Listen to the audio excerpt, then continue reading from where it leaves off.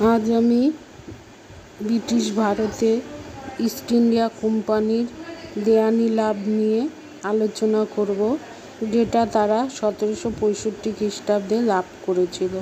তাহলে আলোচনাটা শুরু করি। মুঘল বাদশাহের নিকট থেকে বাংলার নবাব বাংলা সুবার রাজস্ব আদায়ের এবং ভূসম্পত্তি সংক্রান্ত মামলার মীমাংসা করবার এক অধিকার পান। এই অধিকার দেওয়ানি নামে পরিচিত হয়। 1760 খ্রিস্টাব্দে রবার্ট ক্লাইভ স্বদেশে প্রত্যাবর্তন করেন। 1765 খ্রিস্টাব্দে তাকে ইস্ট ইন্ডিয়া কোম্পানির বিলাতস্থিত কর্তৃপক্ষ পুনরায় বাংলার গভর্নর বা কোম্পানির প্রধান কর্মচারী হিসাবে এদেশে পাঠান। ক্লাইভ দ্বিতীয়বার বাংলায় এসে বিশেষ কতকগুলি রাজনৈতিক ও শাসন সংক্রান্ত সমস্যার সম্মুখীন হন এবং তার প্রতিকারের সাধনে তৎপর হন। ইতিমধ্যে মির্জাফরের মৃত্যু হয় এবং কোম্পানির কলকাতাস্থিত কর্তৃপক্ষ তার এক পুত্র নজমুদ্দৌলাকে বাংলার মসনদে বসায়। ক্লাইভ পুনরায় গভর্নর হয়ে এসে দেখেন যে বক্সারের যুদ্ধের ফলে কোম্পানি বাংলায় যে ক্ষমতা লাভ করেছে তার কোনো আইনগত ভিত্তি নেই। এই পরিস্থিতি প্রতিবিধানের জন্যে ক্লাইভ মুঘল বাদশাহের কাছ থেকে দেওয়ানি স্বত্ব লাভে সচেষ্ট হন। তার উদ্দেশ্য ছিল নবাবকে নামেমাত্র মসনদে রেখে কোম্পানি বাংলা ও বিহারের রাজস্ব আদায়ের দায়িত্বভার গ্রহণ করবে। অষ্টাদশ শতাব্দীর দ্বিতীয় দশক থেকে বাংলার নবাবরা কার্যত স্বাধীন হয়ে গেলেও আইনত তাদের মুঘল বাদশাহের অধীনস্থ কর্মচারী বলেই মনে করা হতো। বাদশাহের অবস্থা দুর্বল হয়ে পড়লেও লোকচক্ষে তিনিই ছিলেন নবাব পদে নিয়োগের একমাত্র অধিকারী। এছাড়া বক্সারের যুদ্ধে জয়লাভের পর কোম্পানি মুঘল বাদশাহ শাহ আলম ও অযোধ্যার নবাবের সঙ্গে কোনো সন্ধি স্থাপন করে পারস্পরিক সম্পর্ক নির্ধারণ করেননি।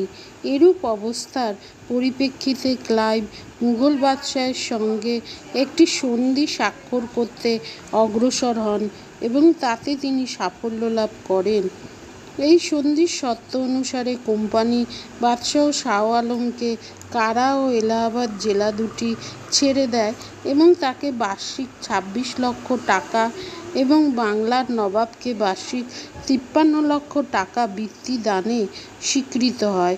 পরিবর্তে বাদশাহ ইস্ট ইন্ডিয়া কোম্পানিকে বাংলা, বিহার ও উড়িষ্যার রাজস্ব সংগ্রহ ও দেওয়ানি বিচারের অধিকার দান করেন। এই উদ্দেশ্যে বাদশাহ 1765 খ্রিস্টাব্দের আগস্ট মাসে একটি ফরমান বা বিশেষ আদেশনামা জারি করেন। এই আদেশনামা জারির ফলে মুঘল বাদশাহ ও বাংলার নবাব কোম্পানির বৃত্তিভোগীতে পরিণত হন। এলাহাবাদের সন্ধি এবং কোম্পানির দেওয়ানি লাভ ক্লাইভের রাজনৈতিক দূরদর্শিতার পরিচয় দেয়। এই সন্ধির ফলে বাংলার নবাব নামেমাত্র নবাবে পরিণত হন। আসল ক্ষমতা প্রকৃতপক্ষে কোম্পানির করায়ত্ত হয়।